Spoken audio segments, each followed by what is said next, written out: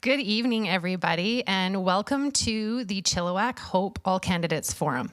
Thank you so much for being here. Thank you to each of our candidates and to Clint Hames, who will be our moderator for this evening. Before we begin, I would like to take a moment to acknowledge that we are on the unceded territory of the Stalo people, Stalo meaning people of the river, and we are very honored to live, work, and play on these lands, as well as for the relationships that we hold with our Indigenous neighbors. Before we begin, you can all join us electronically via Slido. So you can do that from a web browser or you can do it from your phone and an app. Just type in Slido, and the code to be able to ask questions is hashtag FED, F-E-D, elect, E-L-E-C-T 25. And you should see that on the screen as well. And you can answer all of your questions that way, and that's how our moderator, Clint, will be able to take care of that for you. I think without further ado, I'm going to turn it over to Clint, who's going to walk you through the rest of tonight's events. Thank you. Thank you. Do I need? Oh, no, I think I've got my own set here. Welcome, everyone, and welcome to all those watching at home. As she said, my name is Clint Hames, and I'm pleased and honored to be able to be your moderator this evening for this event. Democracy is such a wonderful and cumbersome thing, but when it's working like this, it's amazing to watch, and thank you for being a participant in that. The first thing I must do is to let you know that there are two candidates that aren't taking part tonight. Christopher Adam was announced just a very short while ago as a representative of the United Party of Canada, and the organizers couldn't find the information they needed to get out to him in time to be a part of this. As well, Zeeshan Khan is in fact ill this evening. He just called in a little while ago and said, I really shouldn't be there with the cough that I have, especially in a tight space. So what we will be doing is we will document all the questions that were asked this evening, and we will allow both of them to write answers to those questions, which the Chamber will then publish. So without further ado, I'd like to first of all say a huge thank you to our candidates, all of them, all 6 of them, and introduce you to the candidates that you have before you. Mark Strahl, on my right, on your left, is representing the Conservative Party of Canada. Salina Derish is representing the Green Party. Teri Westerby is representing the New Democratic Party. And Jeff Galbraith, the People's Party of Canada. Our format tonight, they will be provided with a minute to introduce themselves each, and we have a predetermined order of that. And then we're going to get into questions that have been prepared. These questions have been prepared by people within the Chamber, people who have been working on this forum to say, we think this is what the business community especially would like to talk about and would like the candidates to talk about. So those questions will come first. Each person will get 2 minutes to answer those questions. And there's something unique. Salina, wave your little card there. That's each person has up to 2 rebuttals. So there won't be automatic rebuttals. They have to save their rebuttals for something they feel passionately about, and they'll get a chance to rebut something they hear twice. If they choose not to use that, they can add that time at the end when they sum up. So there's some strategy here on the part of the candidates as well. Once we go through questions with the candidates, I believe there'll be 4 questions that they'll be answering that are predetermined. We're then going to move to the Slido questions, and I encourage you, if you're at home, FedElect 25 on the Slido.com app, and you can ask your questions. And we have folks in the room who are actively monitoring those questions, and they're going to select ones that they think would be very interesting for you and for the folks at home to have answered. Is that as clear as it needs to be? That's great. So why don't we just get started? The predetermined order of speaking, Mark Strahl will speak first and provide his introduction in 1 minute or less. Hi, I'm Mark Strahl, your Conservative candidate. I was born and raised right here in Chilliwack, and I've been married to my wife Lisa for almost 26 years, and we've loved living, working, and raising our son in this remarkable community. It's been an honor to serve the people of Chilliwack-Hope as your Member of Parliament for the last almost 14 years. As a member of the Common Sense Conservatives in Ottawa, I've helped to hold the Trudeau-Carney Liberals to account. Now Canadians can hold them accountable as well. This Liberal government has left our country divided, weakened, and vulnerable. They've dramatically increased the cost of living, doubling housing costs and food bank usage, let our immigration system get out of control, and allowed crime and chaos to take over our streets. Simply put, the Liberals do not deserve a fourth term in government. Our common sense Conservative plan will put Canada first. We will axe taxes, protect our sovereignty, crack down on crime, and fix the budget. On October 28th, vote for change and vote Conservative. Thank you, Mark. Second on the list is Teri Westerby, who will be speaking on behalf of the New Democratic Party. Teri? Yeah. My name is Mr. Teri Westerby, and I'm up here because I deeply care about our community and about our future. We're facing major changes here in Chilliwack-Hope and across Canada. Threats to our freedom, our rights, and our sovereignty as a nation. As a trans and neurodivergent human, I know what it's like to be excluded, but I also know what it's like to be a part of a community that refuses to give up on each other. That's what we do here in Chilliwack-Hope. I've seen it again and again, people showing up for each other because it's the right thing to do. And as your MP, I'll make sure our healthcare stays public and free, our housing prices stabilize, our food prices are capped, and our community gets the support and investment that they need to succeed. I'm running because this community, the one I've been building, working, and volunteering in for years, is worth fighting for. And as your MP, I'll be doing what I've always done. Listen and put people first, push for solutions that actually serve our community, and stand firm when others back down. And as your MP, I'll make sure Chilliwack-Hope isn't just heard in Ottawa, but is respected. Thank you, Teri. Next on our list is Salina Derish, the Green Party of Canada. Good evening, and thank you for tuning in. It matters that you care enough to show up for your community, even if it's from home. My name is Salina Derish. I'm a mother, a small business owner, and a community builder. I've served in the Army Reserves and have worked as a corrections officer. I've built businesses and nonprofits from the ground up, not for status, but because I believe in service and in standing up for something bigger than myself. I didn't grow up in politics or even in Chilliwack. I grew up in Langley, but 11 years ago, I made the decision to build my life here in Chilliwack. I wasn't born into this riding, and I don't expect to be handed a seat. I'm here to earn it with hard work, integrity, and real connection. I've raised my kids here and built my life here. I've rolled up my sleeves to clean up this community, literally pulling garbage out of the lakes and off of street sides for years. And that's what makes me a leader. It's not something that I was taught, and it's something that's inside of me. I am here to stand up for Chilliwack, not sit down. Thank you. Thank you very much. Jeff Galbraith, the People's Party of Canada. Good afternoon and good evening, and thank you for this opportunity. Jeff Galbraith, People's Party of Canada. I'm not a politician. I'm a semi-retired, hardworking, overly taxed blue-collar pensioner that's had enough. I'm running because I want to see change for our nation and just not our nation, but our constituency as well. I've lived in Chilliwack for about 7, going on 8 years now, and I work in an exporting company. Been there for 3 years. I've had my own business, and it's really time to see positive growth and change. And we need to change direction for our country and our community. Thank you very much, Jeff. Now begins a series of questions, and there'll be 4 questions, so I'll start with a different person each time. We'll go back to Mark on this question to start with, but expecting answers from everyone else. You have 2 minutes to answer, and sometimes my questions might take longer than their answers.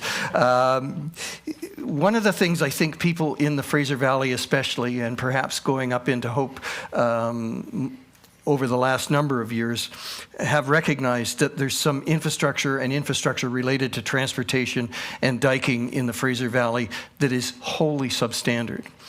The local governments can't manage that infrastructure on their own. Even provincial governments, it is beyond the reach of provincial governments when we start talking about flood protection in the former Sumas Lake area.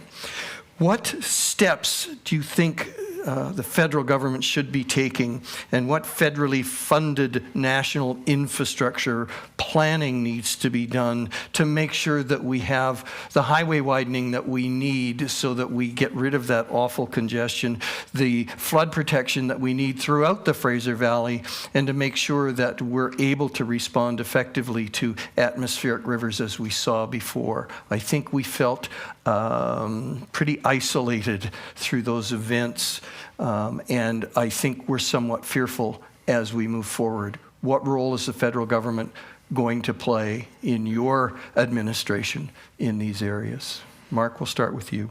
Okay, well, thank you for the question. And going back to that flood event and the mudslides that isolated our community, I was never prouder of our community than when we came together to look out for one another, to care for one another, and to really jump in without needing anyone to tell us to do it. Our community sprung into action during that event, and I was proud to be on the ground as part of that effort. I think the main thing that we need to look at when we're talking about infrastructure is long-term predictable funding. These are major investments that are in the billions of dollars, hundreds of billions of dollars right across the country.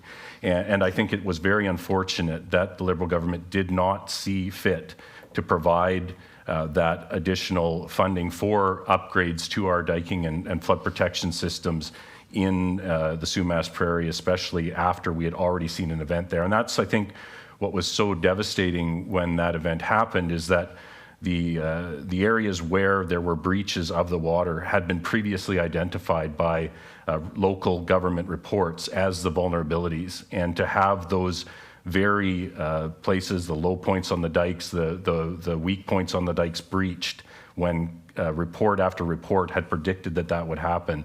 I think we need to, when those types of that local knowledge is forwarded up the line to our provincial and federal governments, it can't just sit on a shelf. So we need long-term, stable, predictable funding. We need local governments and provincial governments to set the agenda for and not have Ottawa tell local communities what they need, and not layer on additional bureaucracy or additional requirements that take away from that critical infrastructure. For too long, there's been additional, the pet project of the senior levels of government has prevented that infrastructure funding from coming ahead. And I think we need to just focus on our critical infrastructure to make sure that it's there when we need it. Thank you, Mark. Salina, same question. Thank you. It's interesting that you're talking about previously identified issues, because climate change has been previously identified as well. So it's not just about the infrastructure. Sometimes it's about mitigation strategies as well. It's not about pouring concrete. It's about building a country that works and lasts. Everyone knows Highway 1 is a mess. In the Fraser Valley, we pay in the price of lost hours, goods delayed, and lives disrupted. But let's ask, why are we stuck in this cycle? Because year after year, Liberal and Conservative governments shovel billions into short-term fixes while ignoring long-term needs. It's not leadership, it's pothole politics. The Green Party supports expanding Highway 1, yes, but we don't stop there. We also believe in reviving rail. Fast, efficient regional rail through the Fraser Valley and national high-speed service that connects our country again. Canada is the only G7 country without a single high-speed rail line. We've fallen behind, and it's costing us in time, trade, and emissions. We also can't talk infrastructure without talking flood protection, emergency preparedness, and climate resilience. After the 2021 floods, we know what's at stake. This isn't about someday, it's happening now. So how do we pay for it? We stop giving $18 billion a year in tax breaks and subsidies to fossil fuel companies and redirect that money to infrastructure that actually protects people and fuels local economies. And here's the kicker: by investing in resilient, efficient infrastructure, we're reducing long-term costs of disaster recovery, traffic congestion, and carbon emissions. This is how we balance budgets with brains, not just cuts. We don't build because it's easy, we build because it's right. And when infrastructure serves people instead of politics, we all move forward. Thank you very much. Teri? Yeah. So for the people of Chilliwack-Hope, Highway 1 is so much more than just a piece of infrastructure. It's a lifeline, and it connects us to our jobs, our resources, and to each other, our family and our friends. If we do not invest in that piece of infrastructure and prevent it from being targeted by our climate instability, we're going to continue to face the same things that we saw over and over again, which is why we need to be ready to build projects with unionized Canadian workers made with Canadian products that improve not only the time that we spend in traffic, but also improve our resilience to climate disasters. We know what happens when we don't. Thankfully, we were resilient enough, and we could make it through the flood. But honestly, it's not enough to invest in roads. We do need investments into public transit, and we need them right away. And we need leadership who can be creative and find new ways to get things done right here in Chilliwack-Hope and with the people of Chilliwack-Hope. I recently advocated at the school board for more government investment into public transit, and I did that by asking for our community to add their voices to our plea. This is what we need: new, innovative leadership who are willing to uplift the voices of our community to Ottawa, who care about whether kids can get to school and people can get safely to work and see their families and friends. This is our path forward into the future, a path that centers human beings and our way of life.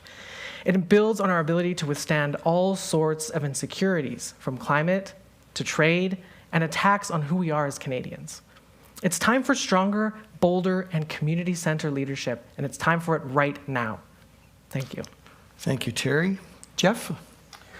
Yeah, I think it's important that we do take care of our infrastructure, and what all the candidates have said is absolutely true. The thing is we need to take a look at different options for funding those.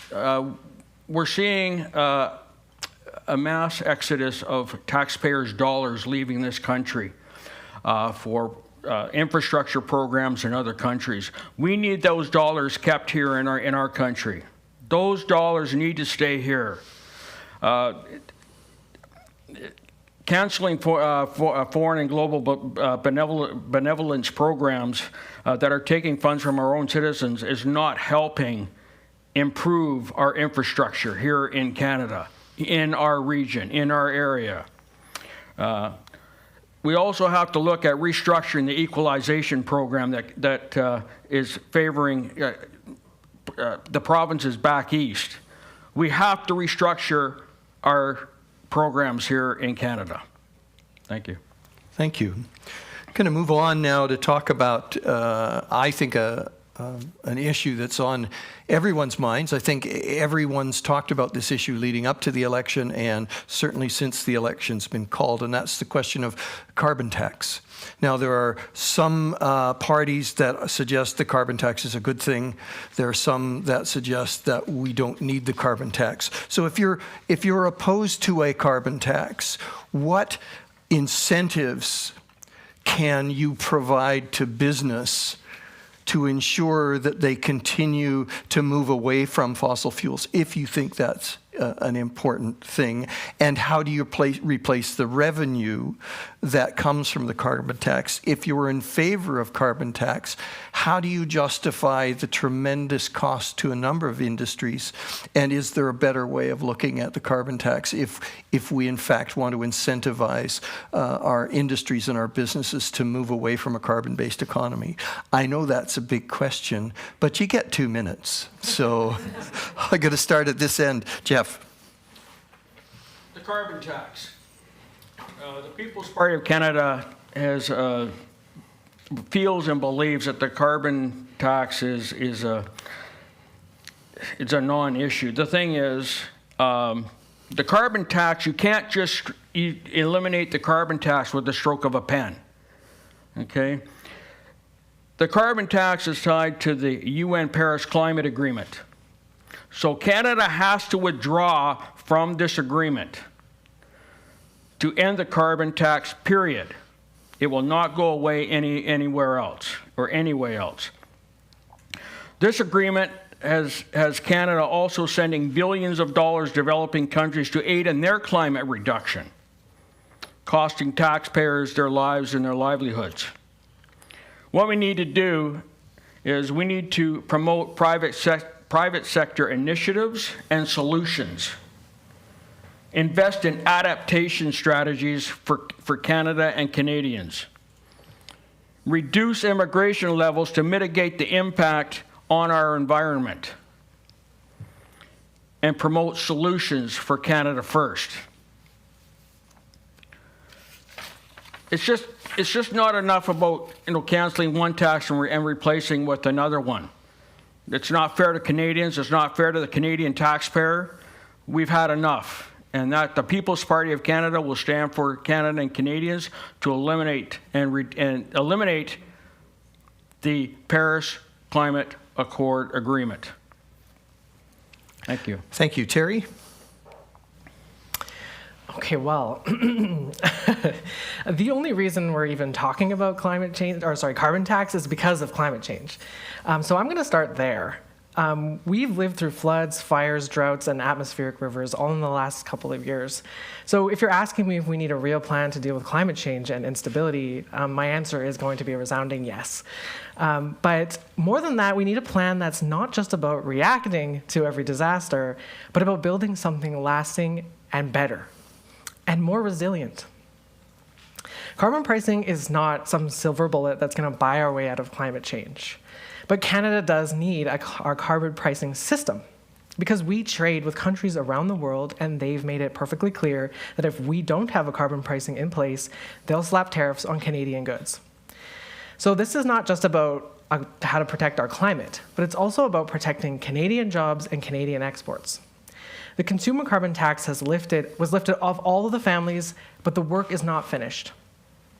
We need to keep the industrial carbon price and the emissions cap so the companies who are responsible for the majority of pollution are held accountable. We need to introduce border carbon adjustments so that overseas companies that don't meet climate standards can't undercut Canadian-made goods or steal Canadian jobs. And we'll redirect that money where it actually helps. We will eliminate the $18 billion in fossil fuel subsidies that we're still handing out to oil and gas companies, and we'll use that to launch the largest home retrofitting project in all of Canadian history. We're going to retrofit 3.3 million homes by providing free retrofits to 2.3 million low-income households. And we'll offer grants to up to 1 million more, saving families up to $4,500 in their energy costs.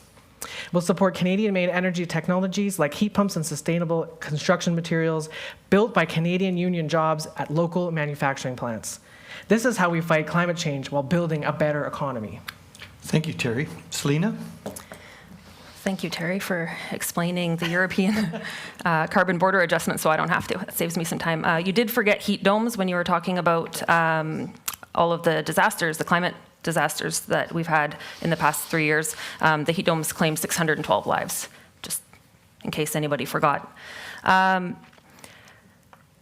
So as Teri already brought up, by taxing carbon in Canada, we're preventing other countries from taxing it when we export. So what we're essentially doing if we nix the carbon tax is we are allowing other countries to collect that tax for us. How is that putting dollars back in Canadians' pockets? The problem isn't the carbon tax, it's who's been forced to carry it. Let's be honest, when people hear carbon tax, they don't think about emissions, they think about the pain at the pump, heating bills, and rising costs. Because the way Liberals rolled it out was a bit of a disaster. No fairness, no clarity, no trust. And the Conservative response, scrap it and pretend the climate crisis doesn't exist, that's not leadership, it's just denial. The Green Party believes carbon pricing can work, but only if it's fair. Keep the carbon tax, but redesign it so the burden shifts off of everyday people and onto the biggest polluters who've dodged responsibility for decades. Exempt low-income households, rural communities, and essential goods. Clamp down on fossil fuel giants who made record profits last year, over $38 billion in Canada alone. While the rest of us struggled, and return more money directly to people and small businesses, not just through rebates, but through clean energy grants and retrofit support that helps lower bills for good. The Bank of Canada says the carbon tax added less than 0.2% to the inflation, while the cost of doing nothing, fires, floods, and crop losses that hit the Fraser Valley hard, I think it cost, $17 billion, that's right. And we're gonna pay for that somehow. So the question isn't do we pay, it's when. The Green Party will balance the budget by ending the $18 billion a year we give to the oil and gas industries and instead invest in clean, affordable energy and local climate adaptation projects. Pollution has a cost, and it's time the polluters paid it. Thank you. Mark? Thank you, Clint.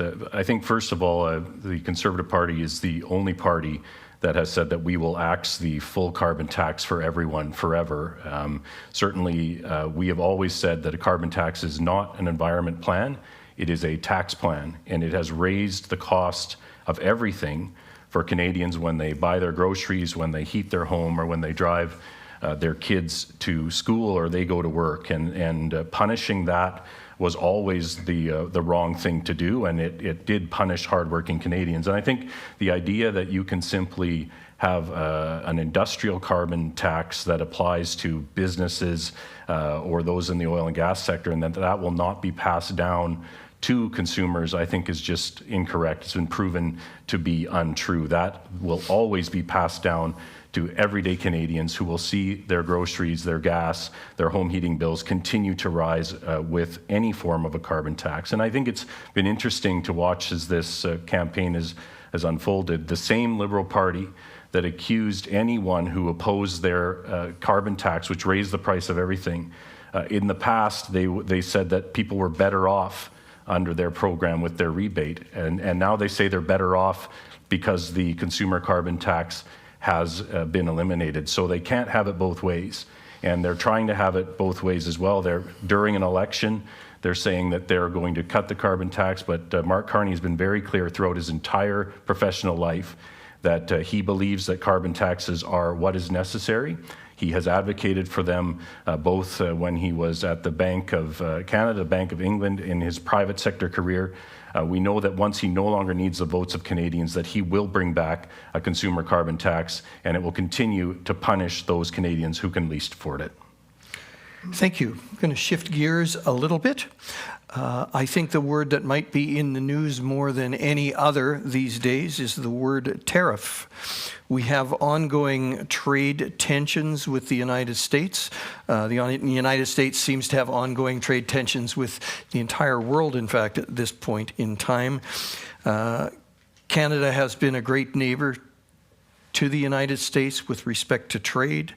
I think we're all very concerned about what actions a government will take to minimize the impact of tariffs from the United States. So what is your government's, if you become government, position on tariffs and how you will respond? What strategies will you implement to diversify Canada's trading relationships and to mitigate what's happening with the tariffs that are being placed on goods going into the United States? I think I'll start with Salina this time, please.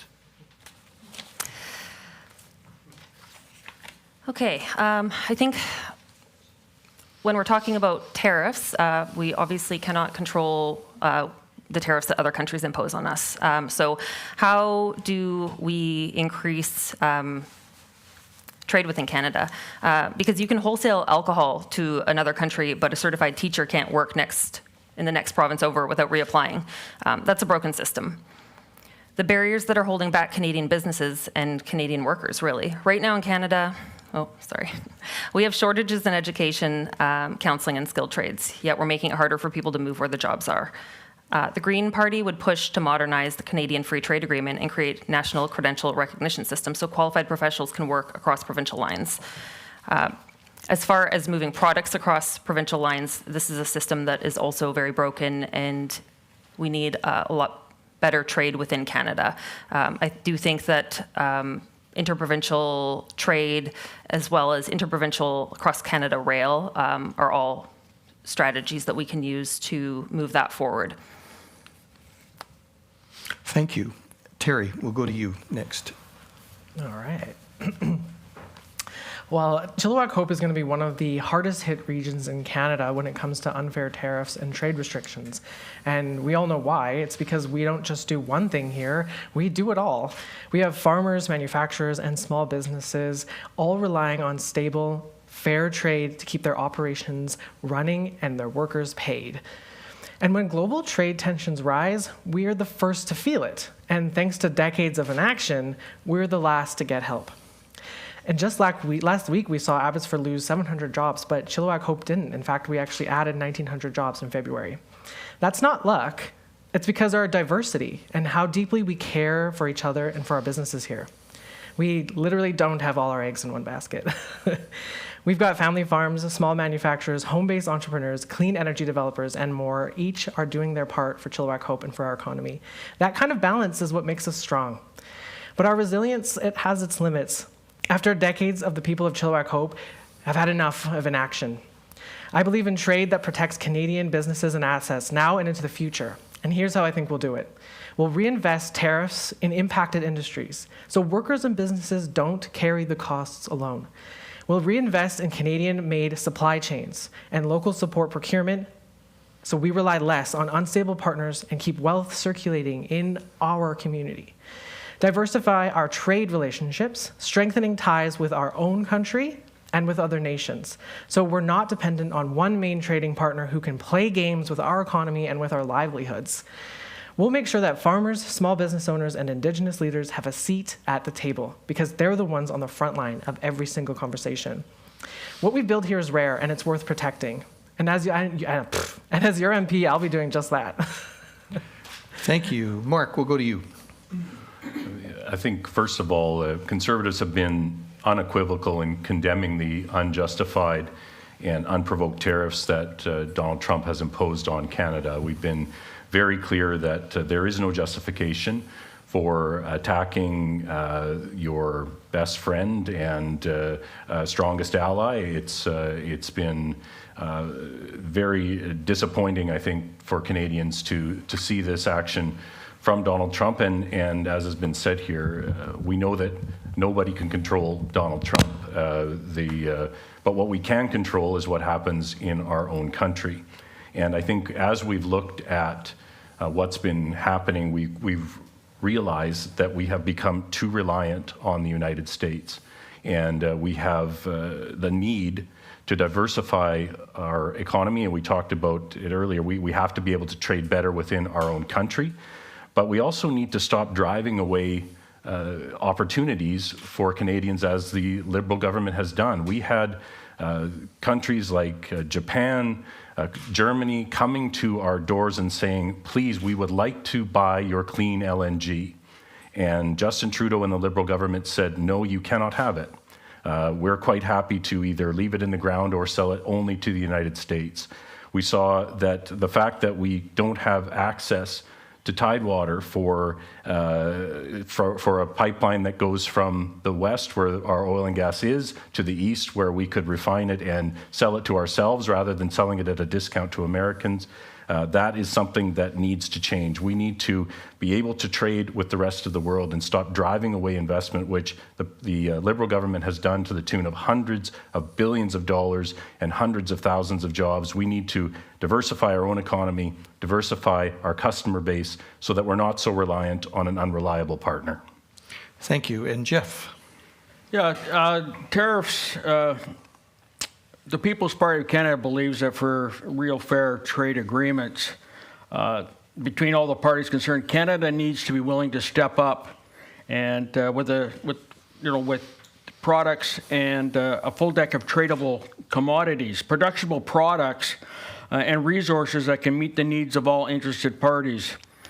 Contrary to popular belief, Canadian tariffs have a negative impact on Canadian consumers, forcing consumers to pay more for Canadian products and imports, and Canadian businesses unable to sell their wares internationally.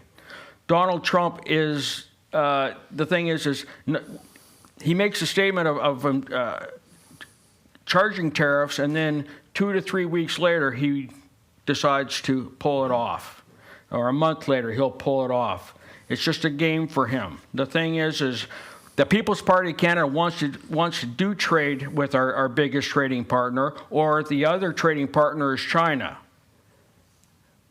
We have to take a look at who we are going to be trading with and what is the overall cost. I mean, if we're going to keep trading with China, then we're having shipping issues, transportation costs, which affects our environment.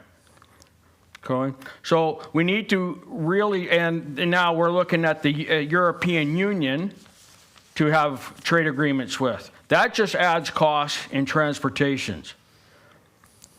We need to work with the United States. They've been our friend and allies for centuries. Thank you. Thank you. I'm going to move on to an area that is of interest, especially in this community. I know it's a growing interest in communities like Hope, in communities like Agassiz in our region.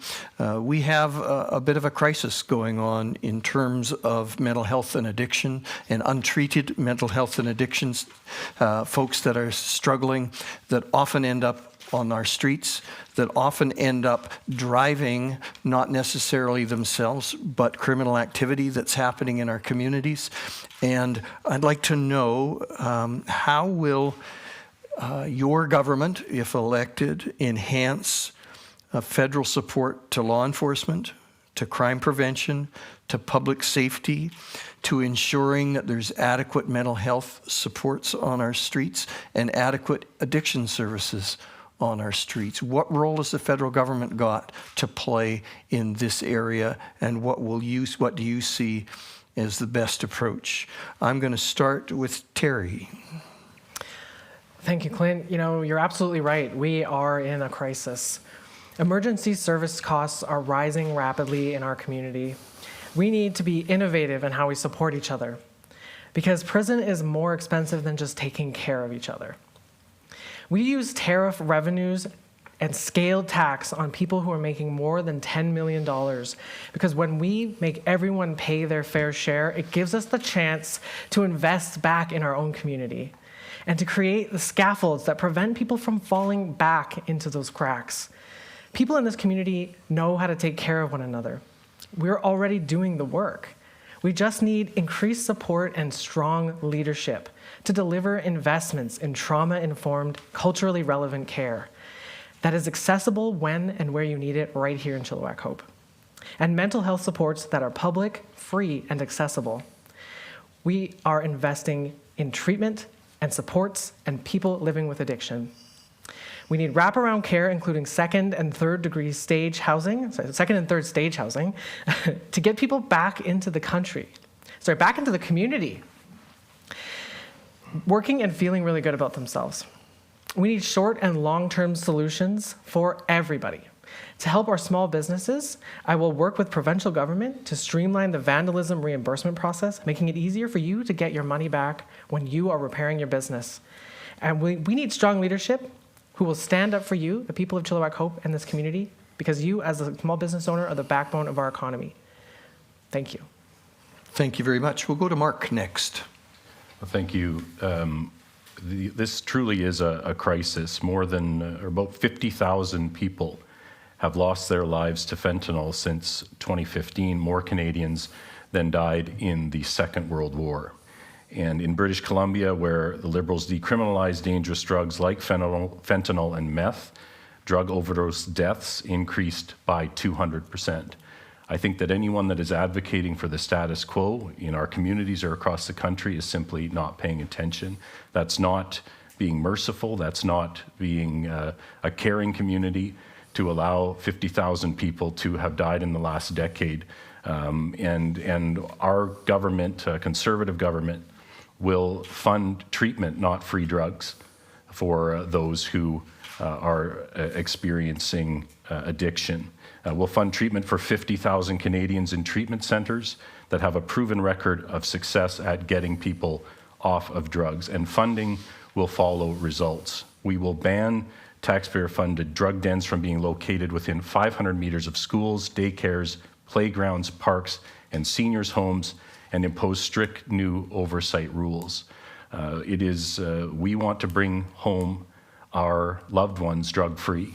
And the way that we believe you do that is by adequately funding recovery, treatment, and not funding handing out free opioids and other drugs, which has been the actions of the Liberal government and the NDP government here provincially. We need to change. The status quo is not working. Anyone who just has to go downtown to see the despair and the fact that what we are doing currently is not working.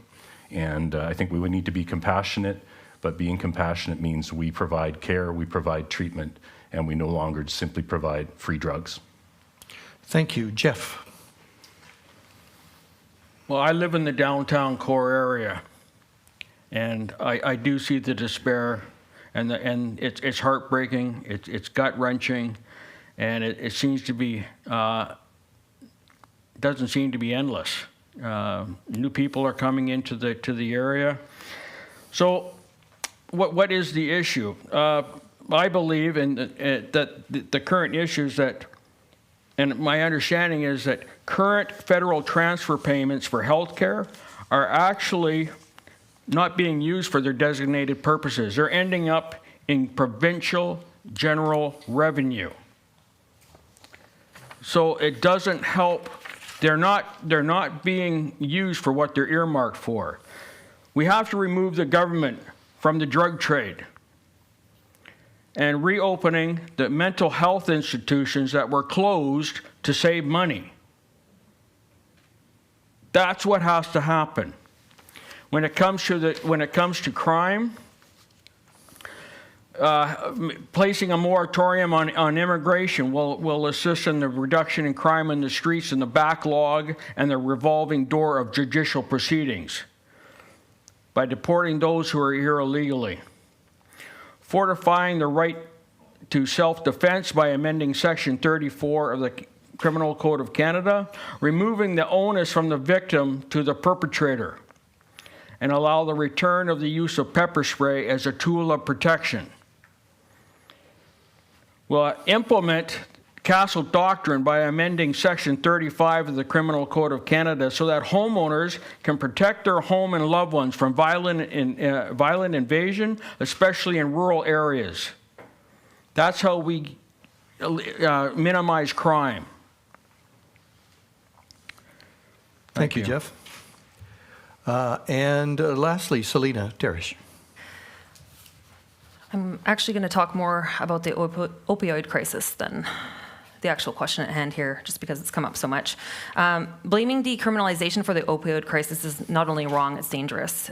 First of all, it didn't start with decriminalization. The opioid crisis actually started under the last Conservative government when fentanyl entered our streets, prescriptions were handed out like candy, and overdose deaths were already rising sharply before Liberals were in power. There was no national strategy, no investment in treatment, and no urgency to help people. Fast forward, since 2016, opioid deaths have risen by over 160%. But here's what they don't want you to hear. In the United States, during the same time when there was no decriminalization, the opioid deaths rose by over 250%. So if decriminalization was the problem, then why did it actually rise more in places where decriminalization didn't happen? More police, more prisons, more deaths per capita. That's what actually happened. So if decriminalization is the problem, then let's take a look at Portugal. They decriminalized in 2001. Their overdose deaths have gone down over 80%. Today they have 6 deaths per million people. In Canada, we're at 36, and that's not a small difference. They treated their people like human beings first. And I know what the Conservatives are going to say. How can we give $18 billion tax cuts to big oil companies if we're spending all of our money on drugs for addicts? So let's talk economics. Locking somebody up costs taxpayers over $110,000 a year, and I actually might need to check those numbers because the union just got federal corrections officers a lovely cost of living raise over the next 4 years. So that's probably more expensive now. Don't forget to thank your union for that, folks. And the Conservative government, I do believe, doesn't really want unions for government employees. Anyways, back to the economics. Housing somebody in jail costs $110,000 a year, and a full year of supportive housing, treatment, and recovery service costs just a quarter of that. So not only does criminalization fail, it costs 4 times as much as doing the right thing. Thank you very much. And the train whistle indicated your time was up. Thank you, CN Rail, for that. Teri, you had a rebuttal, so you get to use one of your rebuttals, and you've got 1 minute. Okay, well, we can't cut our neighbors off from community. We have to integrate care and services into our community. We can't just ship our problems down the road. The people of this community deserve investments and they need support to thrive. We need to have diverse and robust solutions because there is no one-size-fits-all care plan. We must be innovative. We must adapt how we care for our neighbors. But we need to talk about the costing, of course. Our EMS costs are up, and we need long-term solutions and immediate supports to resource more EMTs, emergency services. Just acronyms. Canada has we need to join, and Canada will, and I will support us moving forward with suing Big Pharma to pay for the care that we know we need, because it's time that these big businesses pay for what they've done to our community and help us support one another, because we know we need it and we just need strong leadership to get it, and that's me. Thank you very much.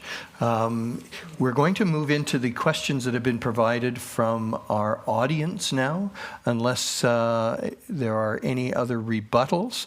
I will then ask our intrepid IT staff here to pop up the first question that they've selected. Is that the one at the top of the list? I'm assuming it is. Okay. The first question, climate change is affecting local businesses with low snowpacks, drought, wildfire smoke, and flooding becoming increasingly common. We've sort of asked this, but what is your plan to combat climate change specifically and reduce its impact on businesses? And we're going to start with Salina, please. Yes, climate change is affecting local businesses, not just local businesses, but everybody in Canada, to be honest. Our tourism is affected by wildfire and drought, low snowpacks. I think that the Green Party is the party that is taking this the most seriously. While other parties want to axe the tax so that big oil companies can continue to, make record multi-tens of billions of dollars in profit per year, and the rest of us are paying the price, because what we've seen in BC in the last few years has shown us that climate change isn't some far off, doesn't have a far off time frame. It's happening now. It's getting worse and worse every year. It doesn't necessarily look like ocean levels, rising and our shorelines eroding. It looks like heat domes, and it looks like flooding, and it looks like, swings in temperatures. It looks like our rivers spilling their banks. So we can't afford to ignore climate change. I think that, meeting the targets and the goals that have been set out should be one of our top priorities, and we can do that if we stop subsidizing oil and gas and continue to put that money into more resilient planning and more resilient energy sources. The future is coming, whether we're ready for it or not, and I think that us investing in it now will actually create more jobs in the long run as well. And every dollar that you put into mitigation strategies when it comes to disaster resilience pays for itself, 20-fold, I think, is the statistic. So obviously this is something that I'm very passionate about, and the Green Party is behind climate resiliency 100%. Thank you, Salina. Teri. Thank you. We have been majorly hit hard by climate change and climate instability, and we as a farming sector know we need to stand up and invest in the farmers and in our climate resilience, not just for our economy, but for the people who live here and for our livelihoods. That's why our long-term solution is to use tariff money and the scaled taxes on people making over $10 million to resource the funding so that support our small businesses, our medium businesses, and our large businesses, and invest that in a Canada-wide green energy grid that delivers clean energy that are built with union jobs and Canadian products from coast to coast to coast. There's absolutely no reason why we aren't doing that now and investing that now instead of subsidizing oil and gas, which is a losing ticket. And when we do respond to disasters, we need to do it quickly and invest more in long-term solutions that don't just react and cost a lot of money. We need to invest now. We know we save a lot more money when we invest in preventative care. And if we don't do that now, I do worry about our future. Then we need to make sure we are building our future out with Canadian jobs and Canadian markets and Canadian-made products, and making sure that our future is secured. And we have to work together across the aisle and stop playing politics with our futures and with our community and with our livelihoods. You've heard that there are several people at the table who agree, and when we have divisive politics, we don't get further down the line. So we need to work stronger together and be unified in our plan, work with local community members who have the solutions right here, right now, and be strong and be bold and make it happen. Thank you. Mark. Yeah, thank you. I think there are some facts that we do need to get on the table, and the one is that as carbon taxes were increased, the price per ton was increased in both British Columbia and across Canada. Canada's emissions continued to rise as well. And I think that there is a need for immediate action. We saw what happens when there is an infrastructure gap, an infrastructure deficit, and we need to make sure that we are adapting to the current climate realities as well. We need to ensure that our flood protection is at adequate levels, our dikes are at adequate levels, that our pump stations can handle the appropriate volumes. We need to invest in firefighting capability for wildfires, as we've seen those rise across the country. We need to increase our capability to deal with that. Something as simple as allowing farmers to clean out their ditches regularly, to allow for drainage, to which prevents right now in this valley, in the floodplain, if you don't regularly maintain those drainage ditches, you have flooding, which impacts farmers and their ability to provide food for Canadians. So I think we need to invest in new technology, not more taxes. We need to address the infrastructure gaps that we know about, and we need to increase our capability to adapt to a changing climate as well. And at the same time, we need to continue to invest in cleaner air, cleaner water, clean land, things that make a tangible difference to Canadians and the people of Chilliwack-Hope every single day. So that's where our focus would be, is on making those meaningful investments right now, taking stock of where upgrades need to take place and making those investments in our community. Thank you, Mark. Jeff. So climate change. Why is Canada the only nation paying a carbon tax?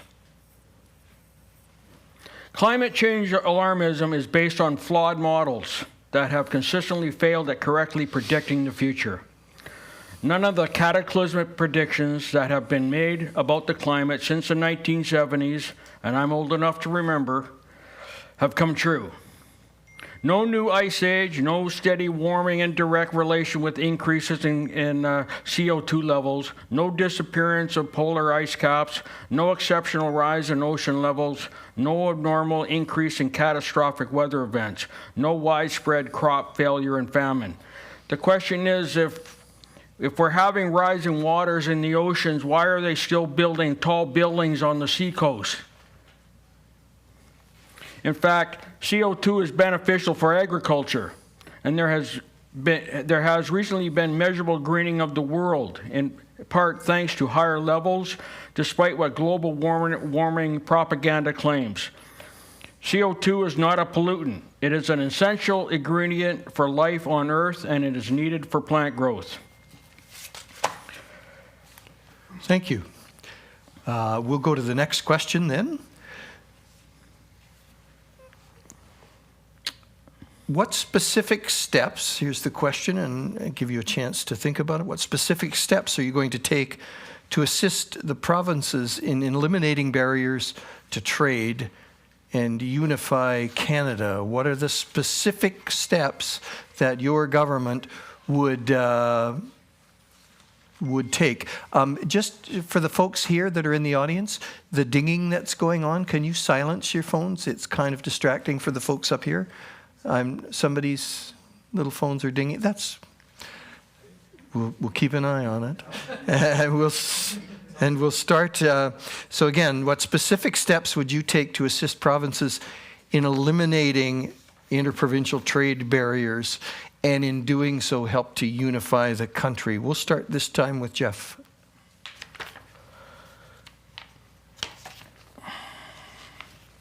So interprovincial trade barriers, it's frustrating that Canadians are struggling to buy, trade, or sell their products or wares, or even to work freely within our country. There are professionals of all skills and abilities having issues securing employment in their line of expertise due to protectionist regulations varying from one province to another.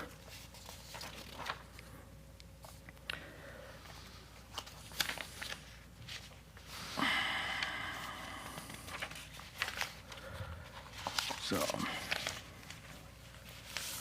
excuse me. It's important that that we have an internal trade agreement. Pardon my. This whole thing is.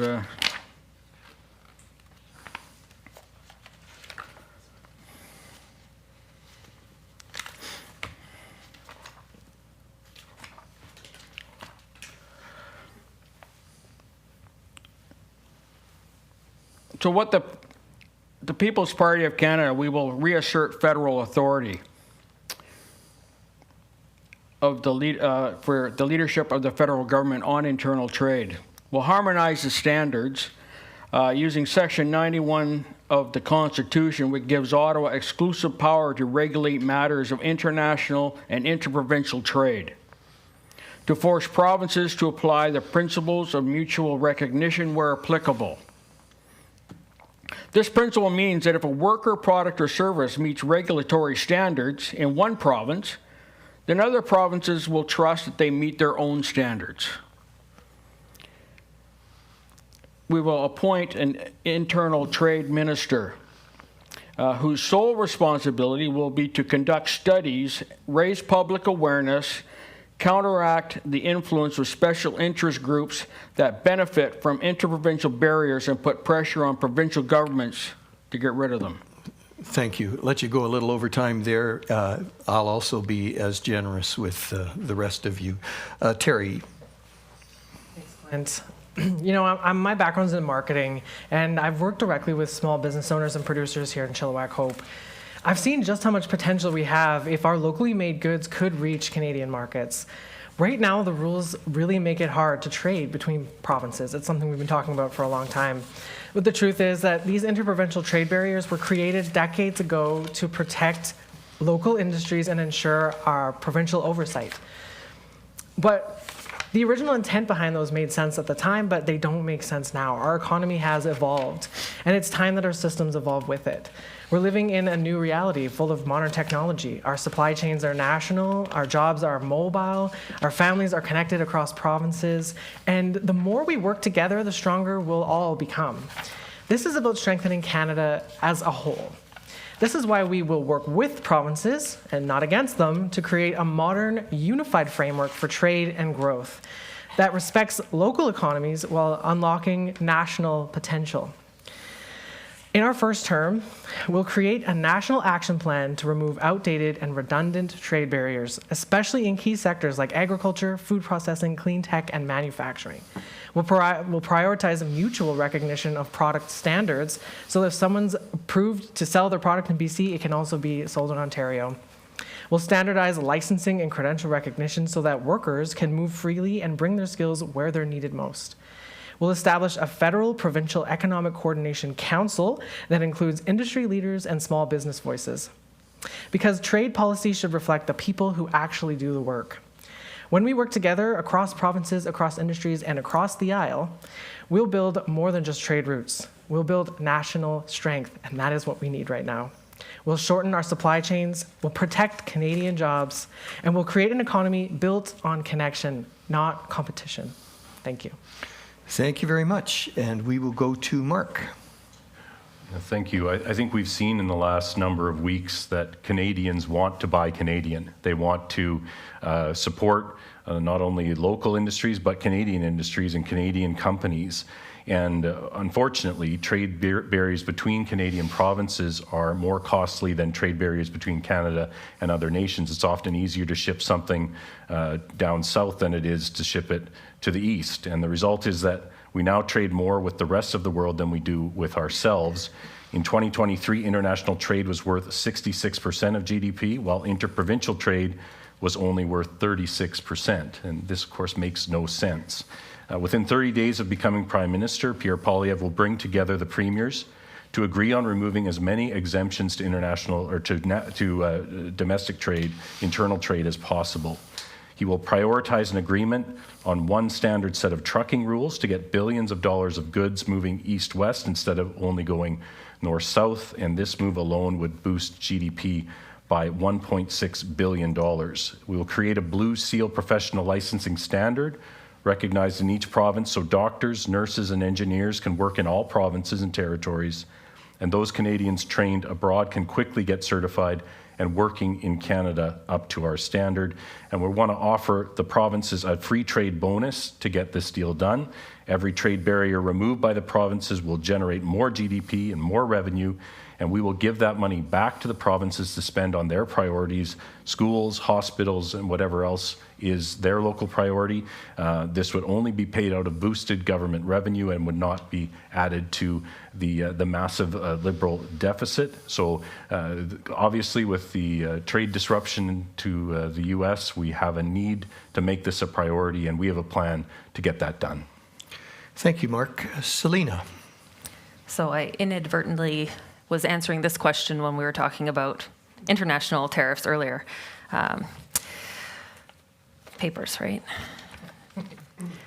So the Green Party will push to modernize the Canadian Free Trade Agreement and negotiate a national credential recognition system for teachers, tradespeople, and healthcare workers, because if we're going to fill labor shortages, we need a country that works like one country. Now let's talk about business. Canada loses over $80 billion a year to our outdated interprovincial trade barriers. You can ship beer to Texas more easily than to Alberta, and that's madness. We'll work with provinces to eliminate the red tape, starting with agriculture, alcohol, and clean construction materials. So small and medium-sized businesses can grow across Canada without hiring lawyers just across a border.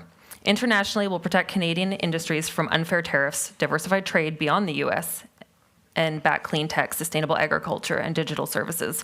We'll support small exporters with real funding, not just flashy trade shows. And how will we pay for it? Of course, by ending the $18 billion a year in fossil fuel subsidies and redirecting that money towards real economic growth, not pollution bailouts. The Green Party knows that trade is about people, so let's make it easier to move our goods and get to work, whether you're selling strawberries, designing software, or teaching a classroom of kids, anywhere in Canada. Thank you very much.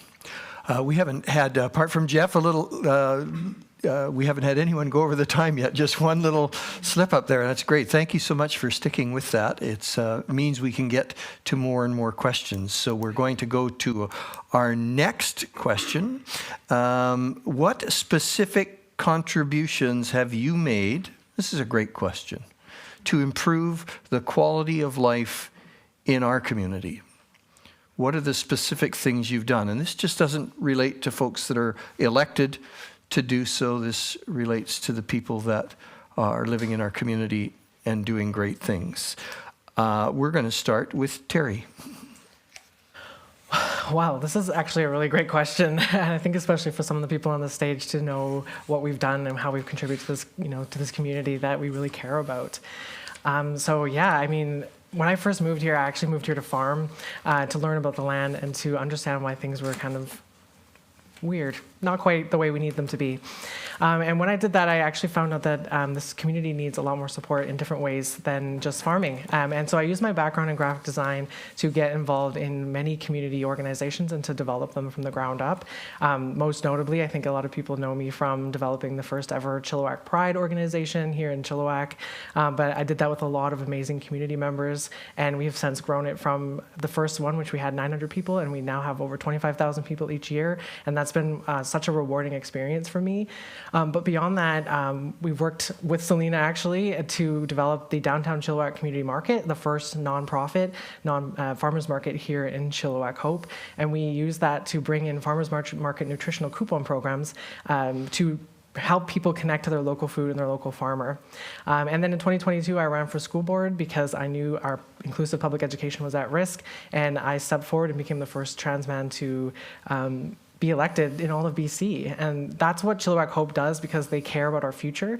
And I love standing here with all of you and fighting for what's right and making this community better. And it's been one of the most rewarding experiences of my entire life.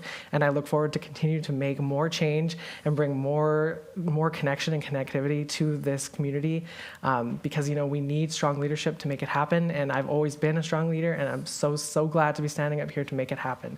So thank you for asking this question. Thank you. We'll go to Mark. Thanks, Clint. I think this is a good question, and I think there are some local examples. Part of being a representative is to go to Ottawa and fight for your community, no matter who's in government, and I think I have a record of doing that.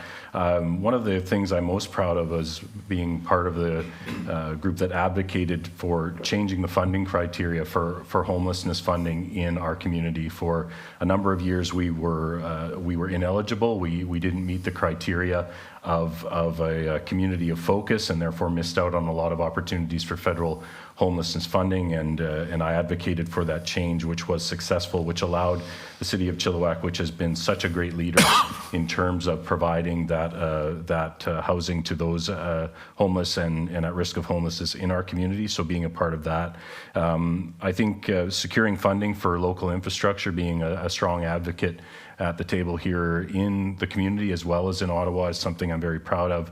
The Vetter Bridge was a huge investment that I intervened personally in to ensure that funding was directed to our community. A number of diking improvements, millions of dollars in diking improvements. I've been banging on the table to make sure that we get our fair share of those investments as well. I think I've also tried to use my position to advocate for strong mental health care services, to advocate for people who are experiencing mental health care challenges. There's been too much stigma around that issue, and that's something I've tried to use my platform for, to indicate that people who are experiencing mental health challenges are sick, not weak, and use my ability, my platform to make that case wherever I can. So I think I've been a strong voice for the people of this community in Ottawa, and I hope to continue to do that after April 28th. Thank you, Mark. Salina. So I love this question, because there are people at this table who give back to their community and make contributions because they want to, not because they're paid to.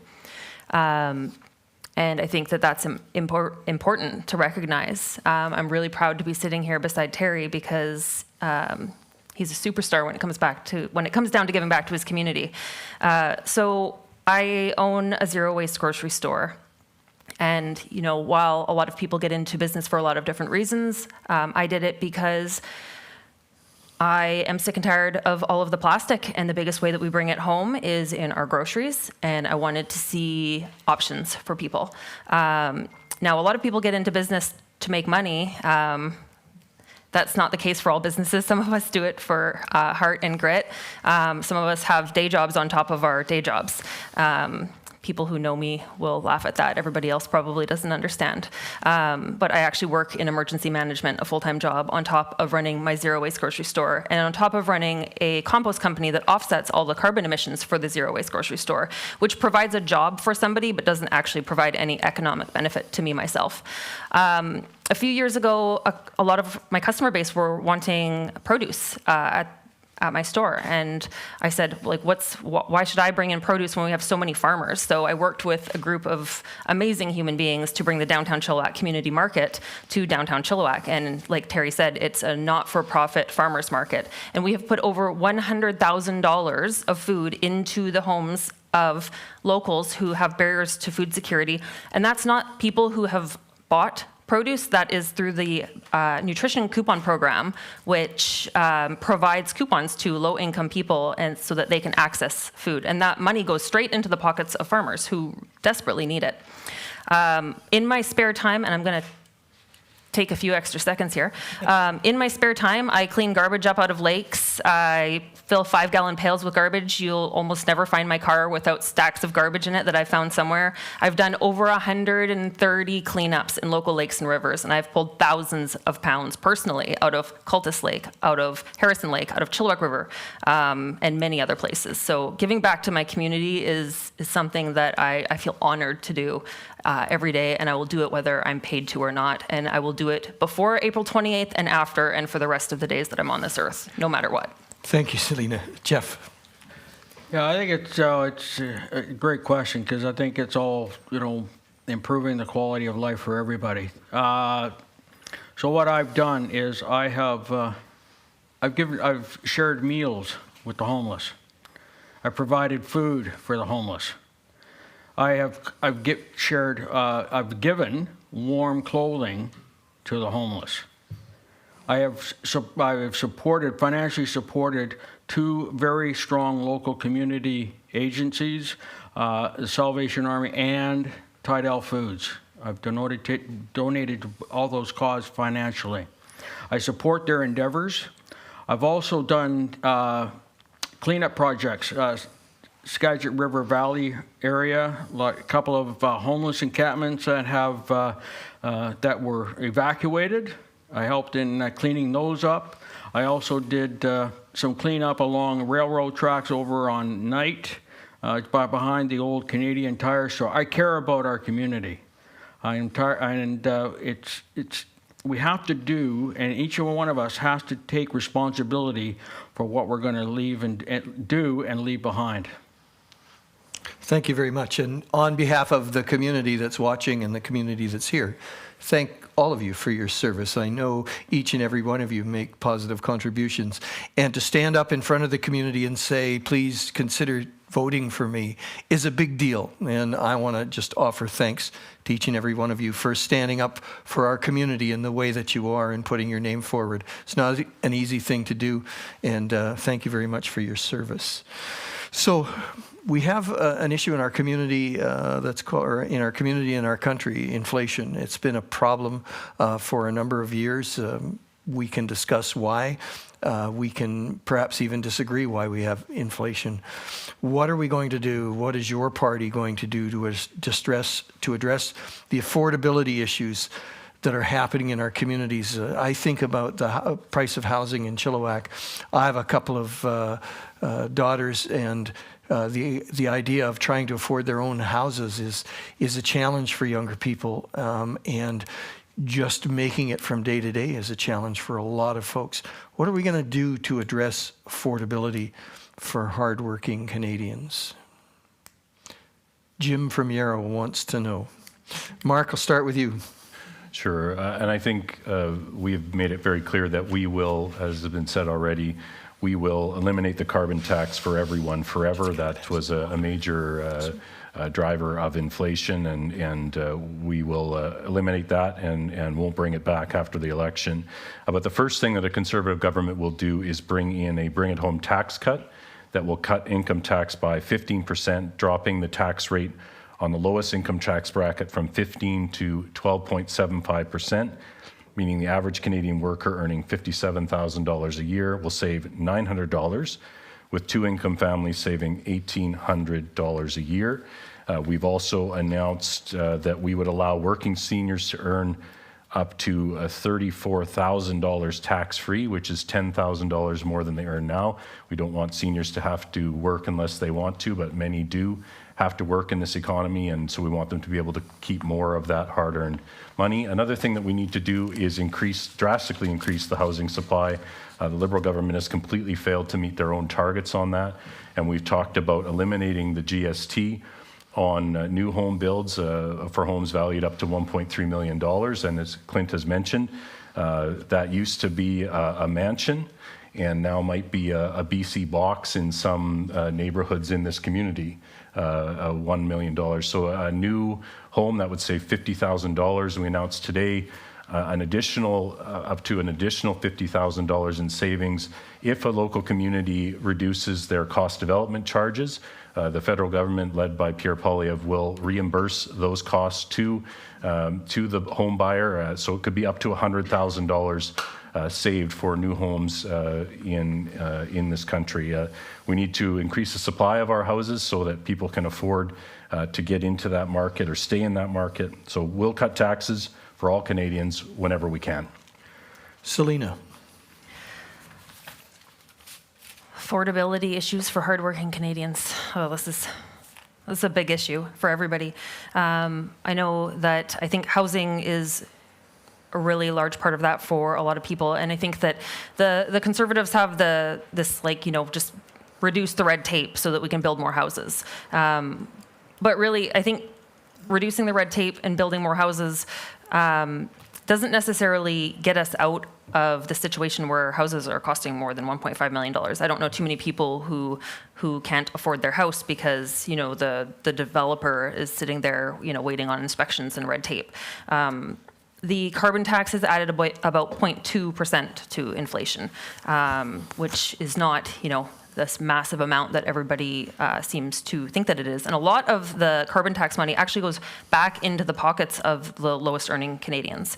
So as far as our affordability is impacted by the actual carbon tax, it's not affecting the average Canadian or low income Canadian as much as people think. Getting rid of these corporate tax loopholes for corporations earning more than $10 million, for the extremely wealthy, this is how we can create real change. And the Green Party does support raising the income tax bracket for which you don't pay taxes. So that would put money back into the lowest earning people in Chilliwack and all across Canada, obviously. Shifting that tax burden to people who are, the top 1%. Putting money back in the pockets of the average Canadian family. Thank you. I have Jeff next. So I think, hardworking Canadians, cutting taxes is a great thing. And the People's Party of Canada would be looking at having a two-tier tax system.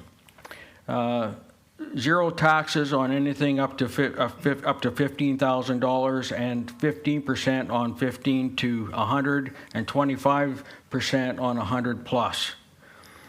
A moratorium on immigration will definitely cool the housing crisis. That'll make homes more affordable. We also need to look at a credit score, eliminating the credit score system. We have people who are paying $2,000 a month for rent and are unable to afford a $1,200 mortgage. We have to eliminate that. That has to be taken a serious look at it, so that, because when people, when they're paying $2,000 a month in rent, they're absolutely not able to have a savings program to create a down payment program for purchasing a home. So I think we have to look at making home affordability a whole lot easier. Thank you. Teri. Jim Fermiero was saying what we're all thinking. Prices are getting higher, and our affordability is not very affordable. But you know why? It's because 3% of corporations handle 80% of our wheat, 2 corporations make 80% of our bread, and 5 corporations make 80% of the profits off of our groceries. And as your MP, I will be working across the aisle with all ministers and without prejudice to protect our community and end the corporate concentration that hurts our farmers and our community and siphons money out of your pockets. We'll do that by eliminating the GST on all essentials, cap grocery prices and rent, and stop the price gouging from big box stores. We also need to diversify our housing options and introduce more co-ops and creative solutions that prevent corporations from buying up our housing assets, the place we all need to live. We also need to protect our assets from privatization, make the rich pay their fair share, and reinvest the tariffs and tax dollars right here back in our community. We need to shorten our food chains and help keep local dollars in local pockets. We also need to double our disability benefits, raise the tax threshold for low-income earners from $16,000 to $19,500, increase the guaranteed income supplement by $1 billion, open more $10 a day daycare, extend dental and pharmacare so that people can pay for their medications that they need. We also need to ensure we invest in mental health supports so that we're stop paying out of pocket for the supports that we need to thrive. Thankfully, the BC NDP has raised our minimum wage and continues to do so, but we will tie it to inflation and cost of living so we don't have to keep fighting this fight over and over and over again. The only way that we're going to secure an affordable future is by investing in it and standing strong. Thank you very much. Now we'll switch to the next question. This question will come from this little screen in front of me that says, it's from, how do your views align with your party's platform?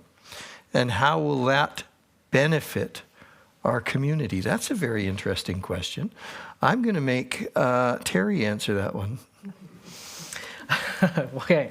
Well, yes, my views are very much in line with the NDP.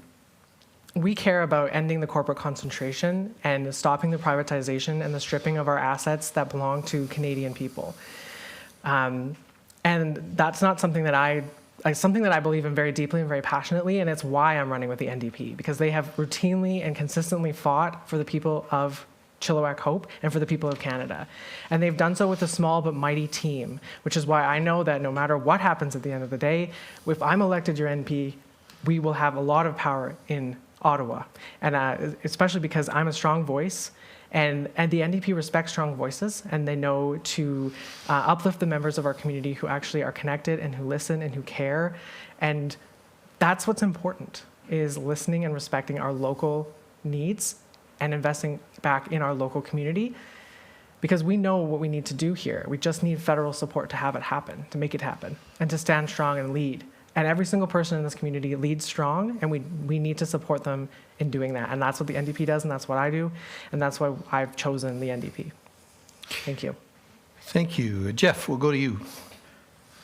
Well, the reason why I'm running for the People's Party of Canada is because my views, the party's platform and my views are in alignment.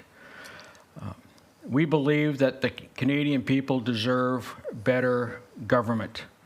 We believe that Canadian people deserve more money. We believe that Canadian people deserve better opportunities, more hope, more freedom, more fairness, more responsible government, and more respect for our tax dollars. That's why I joined the People's Party of Canada, and that's why I'm running, because we are in alignment. Thank you. Salina. So my party views for the Green Party align very well with my own views. One thing that I appreciate about the Green Party, sorry, getting back to my notes here, is that they don't expect us to toe the party line. I don't need a party whip to tell me how to vote, because the Green Party doesn't believe in whip votes. They believe in democracy, and that means, if elected, when I stand up in Parliament, I'd be speaking for the people of Chilliwack-Hope, not party bosses, not Ottawa insiders. This is something that I really enjoy about the Green Party, because, people say, well, why would you stand in for the Green Party? You know that they won't get elected. But each Green Party seat that is held is a really independent vote. They're not voting because their party expects them to vote one way or another. So they can really sometimes bring a perspective to the table, like the conscience that gets to sit there, and actually talk openly about these very important matters without having to, first check in with their party policy on it. And I think that that's really important in politics. I think that that's why we don't have a two-party system here in Canada, because all of these different perspectives are very important. Whether we're talking to somebody who's conservative or liberal or NDP, or me and Jeff down in the trenches. That all of these voices matter, because I represent people who actually live here in the community, and just as Teri represents people who are here in the community, and everybody sees a little bit of the Canada that they want in one of us. And I think that it's really important that that's represented in Ottawa, not just a two-party system, that there's more than two sides to every coin. Thank you. And Mark? Yeah, thank you very much. And as a Conservative, we do have more free votes than any of the official parties in the House of Commons. Green Party, I have seen Elizabeth May and Mike vote separately on issues before, but in terms of those with official party status, the Conservatives have more free votes than any of the other parties. I'm very proud of the Conservative platform. I think you've seen that our leader, Pierre Poilievre, has been announcing a substantive policy issue, a platform piece every single day. We have called we have proposed axing taxes to leave more money in the pockets of Canadians. We've talked about protecting our sovereignty against unfair and unjustified tariffs. We've talked about reinvesting in our military, reinvesting in border security, getting our immigration system under control, cracking down on crime, chaos, drugs, and disorder in our community. We've talked about fixing the budget to get the runaway deficit under control, because right now the interest payments on that deficit every year on the national debt is more than we spend on healthcare in this country. We need to get our fiscal house back in order. So I'm very proud to be a Conservative, very proud of the platform that we have been rolling out, and I look forward to implementing that for the benefit of the people, not just across the country, but right here in this community, having lower taxes, having safer streets, having increased housing. These are all things that people have been asking for. That's all things that are reflected in our platform. And I've been very proud to stand and promote that during this election campaign. Thank you very much. That was a great question to give you all an opportunity to expound on your platform. Our next question we'll ask through the Slido comments, and these questions are coming from folks in the community who are logged on to slido.com, and it gives folks in the community an opportunity to ask questions directly. So, next question, considering the vital role that agriculture plays in national food security, are you committed to supporting farmers by promoting policies that reduce unnecessary government interference in their operations and provide the help they need instead of bureaucratic roadblocks? It's a very interesting question. We're going to start with Salina on that one. Our farmers feed us, and it's time we feed them back with policies that actually work. Chilliwack feeds BC plain and simple. Our farmers are being crushed by outdated rules, rising costs, and trade deals that protect multinationals more than milk producers. The Green Party sees agriculture for what it is, essential national security. Food security is not a niche issue. It's a foundation of sovereignty. We'll modernize farm regulations to make it easier, not harder, for farmers to innovate. We'll invest in climate-smart agri-tech, precision irrigation, regenerative soil tools, and renewable energy on farms that lowers cost and boosts yields. And we'll fix our broken supply chain. Right now, we grow strawberries here, ship them to be packaged elsewhere, buy them back at double the price. It's not efficient, it's ridiculous. So how do we fund this? We'll use a portion of the $15 billion Green Transition Fund financed by ending fossil fuel subsidies and reforming tax loopholes for polluters, and redirect it towards farm innovation, food hubs, and local processing, and balance the budget by shifting spending from extraction to production, from waste to value. Farmers don't want handouts. They just want fair rules, fair prices, and a system that works. Greens will deliver that and build a food system rooted in local strength, global resilience, and long-term stability. Because if you want to feed the future, you invest in the hands that plant it. Thank you. We will go to Mark. Thank you, Clint. I think that this is a great question. I touched on it a bit earlier. I do want to take this opportunity to just express our support as Conservatives for supply management. I think we have seen the value of that system over the last number of years as our supply chains have been threatened. It's been having those made locally, made in Canada products and supply chains to ensure that Canadians have safe, healthy food when they need it, I think is something that is critically important to this community. This community is agriculture plays a key role. It's been part of our economy and part of our culture for generations, and I think we need to indicate that we support that and support those farmers who are putting that food on our table. I think we need to support farmers as well to ensure that they can get on the land and produce the food that their animals need or that we eat. And I talked about unnecessary regulations that get the Department of Fisheries and Oceans into a drainage ditch and prevent farmers from doing the necessary work to keep their land arable. I think that's something that I've been fighting for my whole career and something that needs to be changed in Ottawa.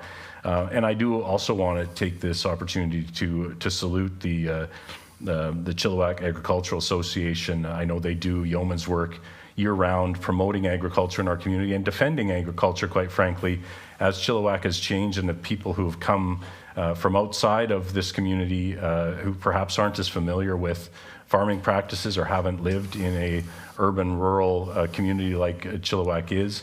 The Ag Society and others have been there to defend and explain our agriculture practices, and I think we need to be there to protect our farmers, to ensure that they are able to do the critical work that they do for us each and every day. Thank you, Mark. Jeff.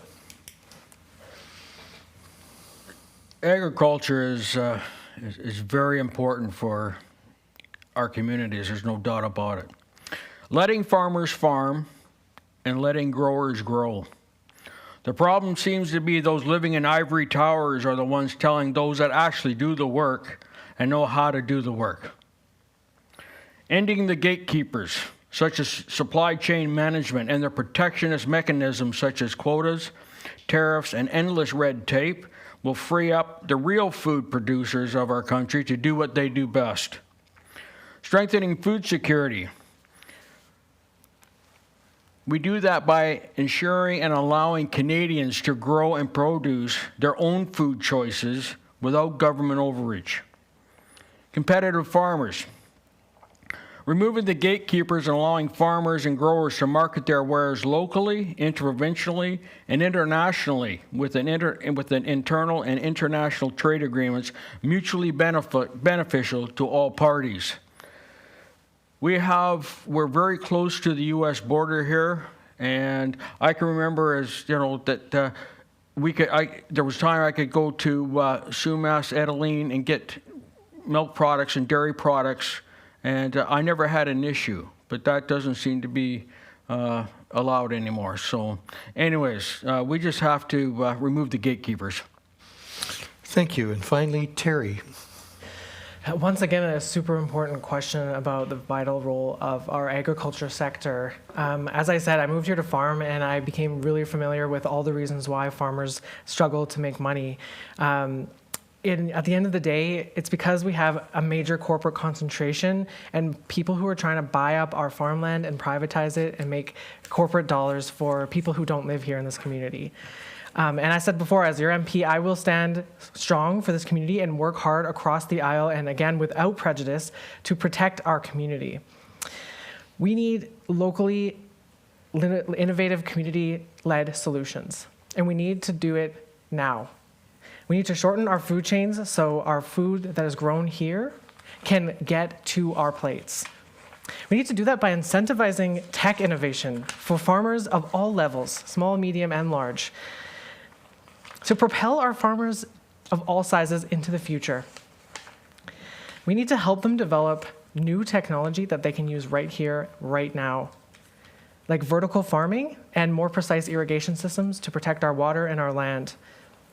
Our farmers invest their time and their money into our future, and they have no guarantee at all. And we need to stand strong with them to help them protect the land, the water, and the climate. And that's what our regulations are for. We need to help them grow the food that nourishes us. We need to think local and act global. And the number one way we're going to pay for this is by taxing the corporations that are profiting off of the access and driving up the cost of our food. We need to deliver those funds right back here into the affected farmers and the affected people. We need to have a holistic look at regulations, though. And we need to ask ourselves, who were they written for and who were they written by? Our agribusinesses of all sizes need support for a better future, and I'll be a voice for all farmers and carry our concerns all the way to Ottawa. Thanks for the question. Thank you very much. We have time for, I think, a couple more questions from people in the community. So we'll go back to our screen and see what folks have to ask us. An anonymous question and one that should be very interesting. Do you support cutting funding for foreign aid in an effort to reduce costs, taxes, and burden for Canadian citizens? I think we'll start with Jeff. Yes. Simple. If that's all you'd like to answer, That's it. then we'll move to Teri. Okay. I know this is a really nuanced and complex question, and people really don't like nuanced and complex answers, so I'm going to do my best.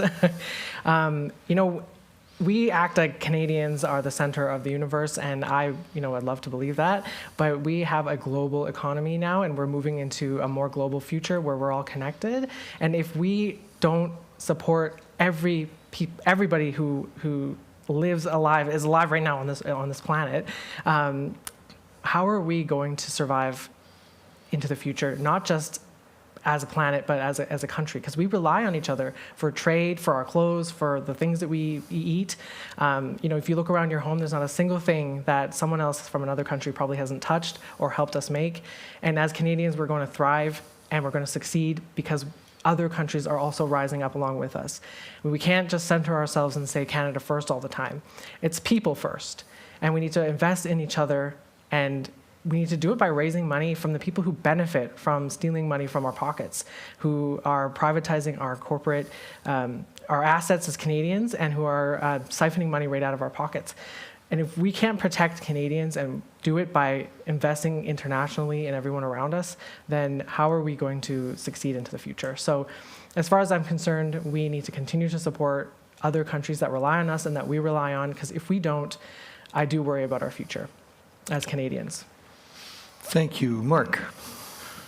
Yeah, I think it's an interesting question, and it's certainly, I think that not all foreign aid funding is equal. I think we have to realize that not every dollar spent on foreign aid goes to where it maybe Canadians think it should go. We've seen some foreign aid end up certainly in the hands of terrorist organizations or dictators, and that is certainly not something that we can support. I think that foreign aid needs to provide value for money. We need to measure the results of money that goes out of this country to help others to make sure it's actually having a positive benefit. And certainly when we were in government, we had a country of focus program. We tried to invest deeply in countries that aligned with our foreign aid goals. And we saw, for instance, the Maternal and Child Health Initiative, which is credited with saving millions of lives of mothers and newborn children across the world. We've obviously seen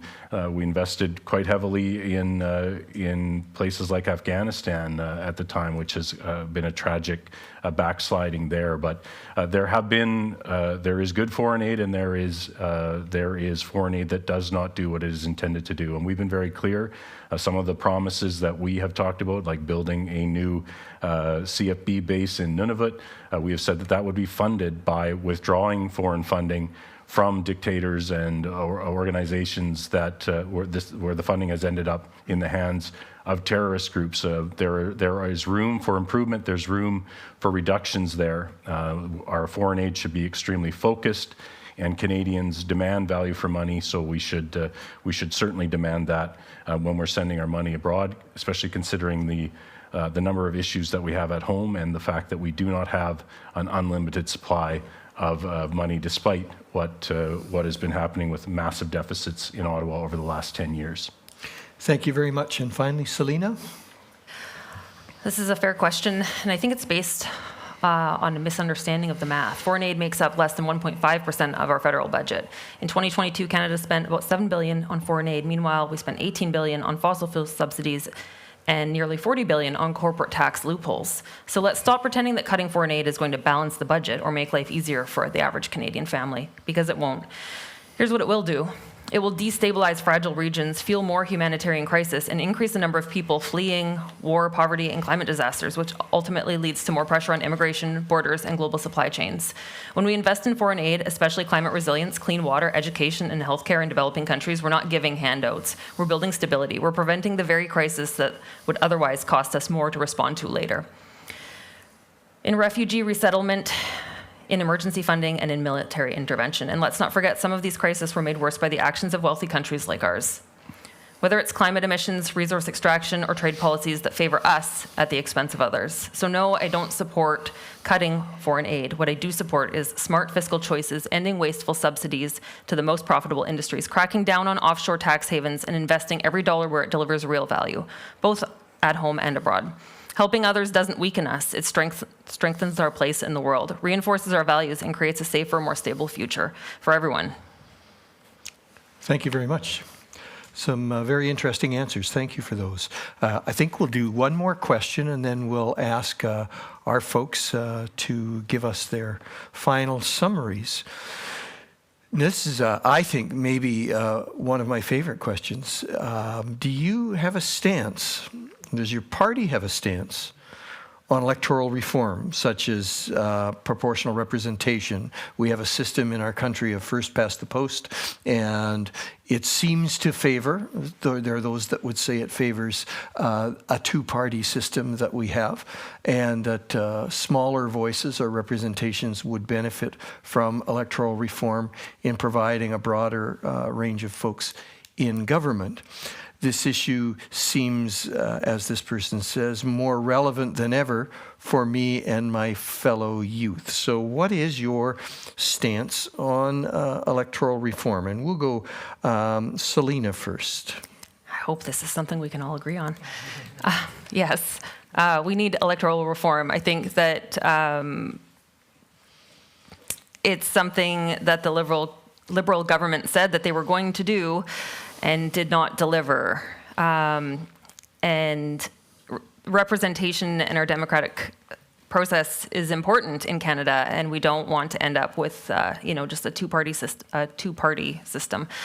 So yes, I 100%, the Green Party and me 100% support electoral reform.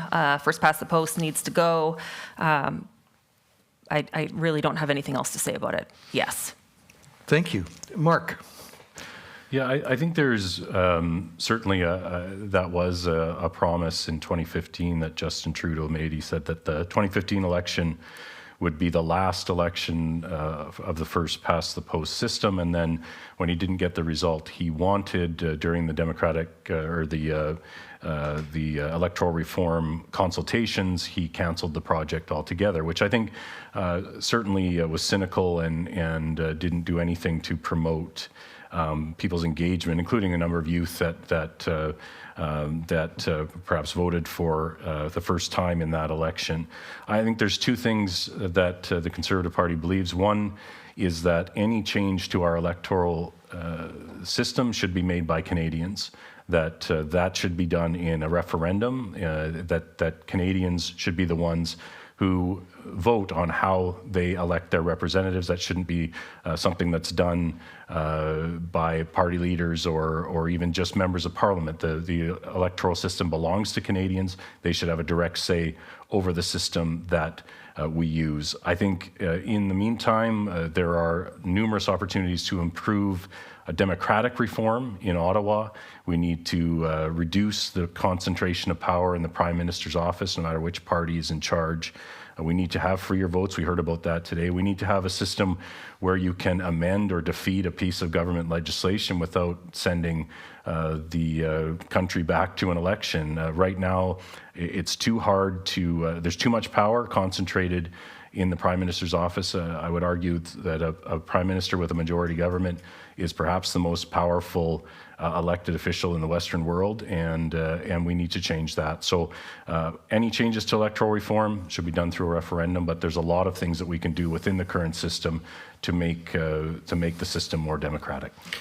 Thank you. Teri. This youth knows where it's at, okay? Because I absolutely have a stance on electoral reform. This The way we currently do things is definitely benefiting a two-party system, and that is a threat to our democracy.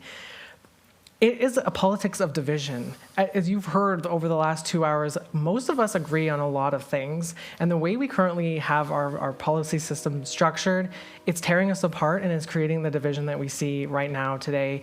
We should all be working together for a common good and for a common strength and be more unified as Canadians, and our current PR system is completely tearing us apart, and it is unfair for creating a more sustainable long-term future for Canadians and for the people here in Chilliwack-Hope, and especially for the youth. They need to know that their vote matters and to stop being bullied into saying you must vote for one of the two parties, because that is not going to create a more diverse, representative Canada and Chilliwack-Hope, when we have such a diverse array of people who live here and values that should all be represented equally in our Canadian government.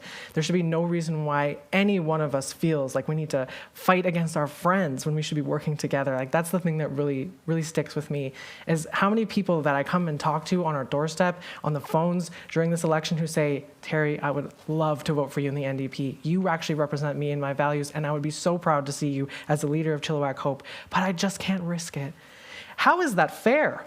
They know what they want. The youth know, you know, this community needs someone like me in leadership. But with our PR system, they have to take a bet on someone who they think will win from our media, our national polls.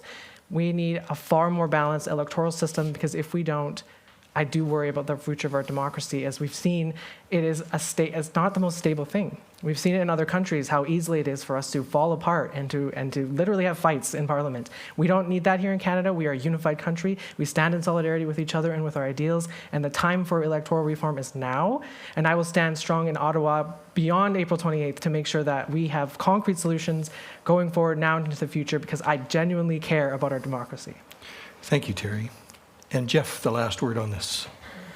Okay, so voter reform, or electoral reform, I think over the last little while, the few years, the last couple of elections, we've had media coverage. That has to stop, because that's why we had almost 40% did not vote in the 2021 election. 42% did not vote here in Chilliwack. They've given up. As soon as they know that a government has been called, they give up. They don't. Apathy and complacency takes over. We have to encourage a voting system that encourages them to get out and vote. They have to remind them that when voting is not just for the government, or not for the majority party, but also the opposition. They have to remember we're voting for the opposition party as well. Definitely needs a referendum on reform for the people. I don't know if anybody else had trouble finding voting stations in the last election, but you have to really dig. It's got to be easier. Easier voting identification, and legitimate voter identification, not just, yeah, he lives next to me, and so we have to do a better job of that.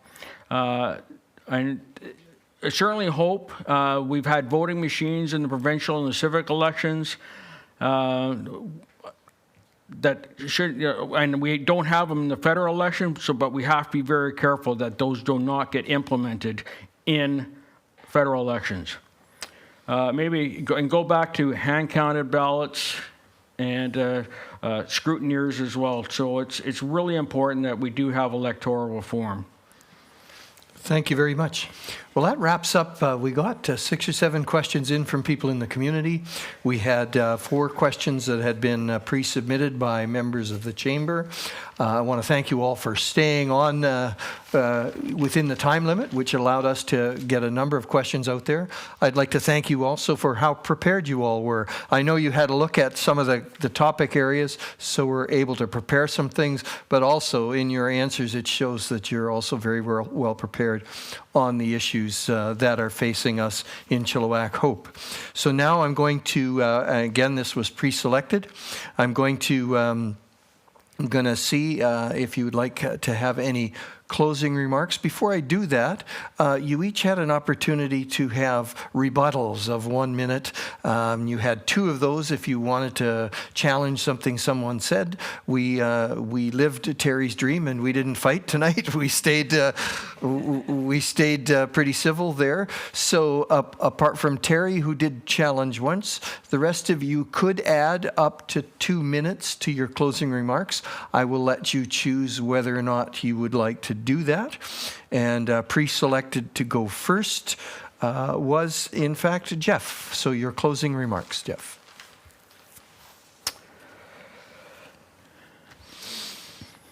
Ladies and gentlemen, younger generations, the non-voter, fellow citizens, we are entering a period of overtime. All of us candidates are currently tied. Every single one of us has a moral obligation, a duty to do what's right for ourselves, our posterity. We need to at least vote. Every single one of you deserves a responsible representative and government to be treated fairly, to be respected, to have the freedom to live life fully and completely. A government of common sense and moral decency, an affordable home, less taxation, controlled immigration, less government, and less gatekeepers. As your People's Party of Canada candidate, we have ideas and concepts. And I just want to remind people that the co-candidates here are representing parties that have kept us in this, that have destroyed our nation over the past economically. They all, by commission or omission, contributed to our economic climate that we are feeling today. It's time for change. It's really time for a complete gutting of our government's, our economy. We have to repair it. We have to rebuild it. We have to stop the foreign benevolence. We have to stop the foreign infiltration. And none of these parties have done anything about it up to now. A People's Party of Canada is your alternative for a better Canada and a better future, not just for ourselves, but for our posterity. Thank you. Thank you very much, Jeff. Second, we will hear from Salina. Thank you, Clint, for moderating tonight, and thank you to the Chamber of Commerce for having us here. Thank you to the smiling faces out here that make this less awkward. Jeff, thank you for your passion tonight, and it's great to have more people up here. Thank you, Mark, for 14 years as our MP, almost 14 years, and thank you, Teri, for sitting beside me, because it made tonight so much better to have a friend sitting beside me. That's how I'm going to use my extra minute. I define leadership as service. It's not about chasing credit or sitting on titles. It's about showing up, putting others first, and doing the work. And maybe it's the soldier in me, but I believe that real leaders eat last. I'm running because the challenges we face, housing, affordability, climate, safety, won't be solved by slogans or by passing down seats like family heirlooms. They'll be solved by people who are rooted here, raising families here, and ready to fight for this place. That's what I bring to this race. It's not about a legacy. It's a deep love for this community and the fire that it takes to earn your trust every single day. I'm not running on a name. I'm running on my values. I'm not running out of tradition. I'm running out of conviction. I'm not here to take a seat. I'm here to stand up for you. Chilliwack-Hope doesn't need more of the same. We need change, and we need it now. Thank you. Thank you very much. In the third position, Teri. I also want to thank the Chamber for hosting this and for giving us an opportunity to, flex our democratic rights and to make sure that we're actually putting Chilliwack-Hope first. Because when I first moved here to Chilliwack-Hope, I moved here to farm because I really wanted to learn about life and about why our systems were so broken. And I knew that the land could teach me. But I'm a multi-generation Canadian who is a descendant of French and European settlers. Everybody on the stage, to the best of my knowledge, is the descendant of immigrants in some way. And that's what Canada is. And that's why I want to lead. I learned why farmers wake up at sunrise when I first moved here. I learned why they worry about water, climate change, and about pests. And I learned about why so many food producers and small businesses have to fight to make a profit. Because for the last decade, the needs of farmers, businesses, manufacturers, producers, and the people of Chilliwack-Hope have been overlooked, while corporations take local dollars out of your pockets. I say enough is enough, and I agree with the people on the stage. We need change. We need a strong leader who will step up for us and deliver human-centered leadership that uplifts the people who are already here and already doing the good work. For years now, I've been working alongside many of you to build organizations and supports this community needs, including Salina right here on the stage. And as your MP, I will continue to stand strong for our values, for the values of Chilliwack-Hope. Just like when we stood together for Chilliwack Pride, for visibility for queer people, and making sure we're safe here in Chilliwack-Hope. Just like when we built the farmers market together to feed people and to connect local makers, bakers, and growers to their community. And just like when you elected me as BC's first openly transgender trustee to protect students and to protect our public education. So I'm asking you once again to be bold, to be brave, and to stand with me on the right side of history, because Chilliwack-Hope needs change, and it's going to come from me. Thank you. Thank you very much. And finally, Mark. Well, I'd like to thank tonight's moderator, Clint Hames, and the Chilliwack Chamber of Commerce and Downtown Chilliwack Business Improvement Association for hosting this debate. I've always enjoyed working with you to advance the interests of Chilliwack small and medium-sized businesses because they truly are the backbone of this community. I am the proud grandson and son of great men who have served our country in the generations before me. My grandfather, Bill Strahl, served in the Royal Canadian Air Force during World War II. My grandfather, Keith Bateman, served in the Royal Canadian Navy during the Cold War. And my dad, Chuck Strahl, served our country and this community as a beloved member of Parliament and cabinet minister. They all loved Canada and served with honor and set an example for me of service above self. And I want to thank everyone who's gone out of their way to offer their love and condolences to me and my family during this election campaign, the first I've contested since Dad's passing. He was a great man who loved the community that he served, and he never forgot where he came from, and always put the needs and aspirations of his constituents first. And I've always tried to do the same. It has been my honor to serve our country and the community that I was born and raised in as your representative in the House of Commons. I've strived to serve you with honor and respect, and I'm once again asking for your support to allow me to continue working on behalf of the people of Chilliwack-Hope as your MP and to continue to be a strong voice for you in Ottawa. After 10 years of Liberal government, Canada needs change. The Carney-Trudeau Liberals have made life more expensive, have made our communities less safe, and have weakened our ability to defend our sovereignty at a time when we need it the most. A new Conservative government will lower your taxes, will protect Canada's sovereignty, will crack down on crime, and will get our financial house back in order. So on April 28th, I'm asking you to vote Conservative to put Canada first for a change. Thank you. Thank you very much. And thank you, audience, for being so patient and kind. I want to once again introduce Mark Strahl, who is running for the Conservative Party of Canada.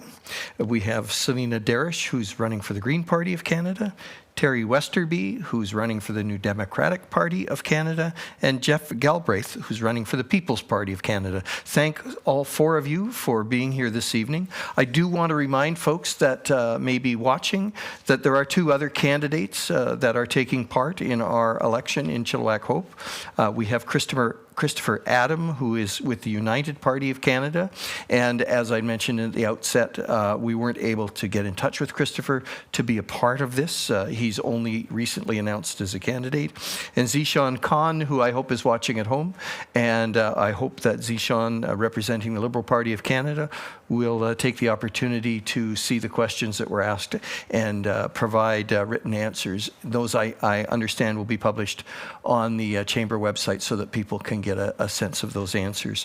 I'm so excited about our community because we have great people to a person on this stage who want to put themselves out in front of the community and say, hey, look, I want to do good things. The love you have for this community is felt by all of us in this room. So a heartfelt thank you to everyone who puts their name forward.